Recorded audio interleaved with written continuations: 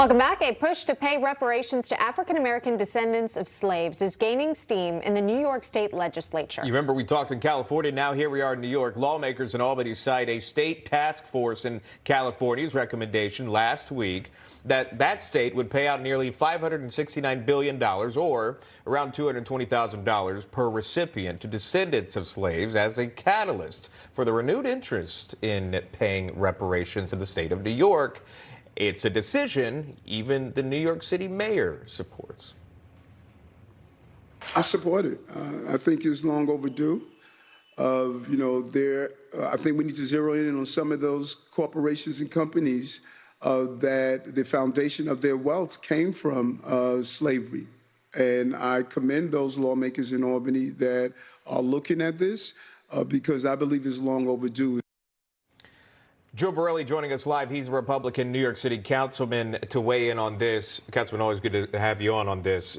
Is it one thing to say on the cameras, I support this, but another thing to actually get this done and get through the hurdles of that would be the state legislature in New York? Look, I think he's wrong on both counts. I think it's a bad policy. It's a bad idea. It forces people to pay and account for crimes committed 160-odd years ago. I think the mayor is 100% wrong. That said, the practicality of reparations, not just in New York, but in any state, is almost impossible to actually implement. And it's impossible to really see the political path to which this could even go down the pike. It seems like it was even stalled for a bit, too, right? The panel that was tapped to look into this made it through the state house, but then stalled in the state senate. Is that right? Yeah, I mean, and look at the end result. The end result was a proposal to spend $569 billion in California, which is actually almost double the entire California state budget. I mean, this is a state that has highways and health care and all these things that state governments do. We're going to pay double that to people, $200,000 a person. By the way, New York legislators actually scoffed at the $230,000 number from California and said it was too low. Interesting to point out, too, and how it would be paid out. Many said it could be a cash payment. It could go towards housing credits as well. A couple of the other ways that it could be paid out. But bottom line is this, and please correct me if I'm wrong, but there is no state that has actually gotten this passed. There may have been, committees to look at this, but as far as reparations paid out to descendants of slaves, this hasn't been done.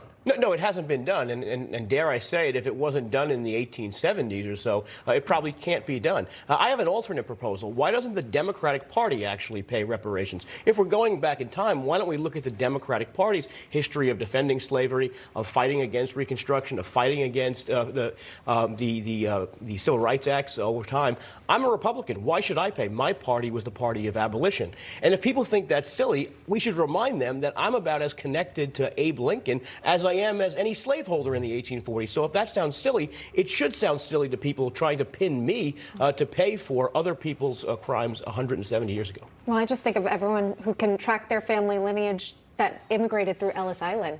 Right, no connection, of course, sure. to slavery. My family, we have stories about discrimination we faced as some of the early Italian coal miners of West Virginia. I'm not going to go bang down Joe Manchin's door and demand that state pay for my family. It's an absurd proposition. People should be accountable for crimes and bad things they commit during their lifetime.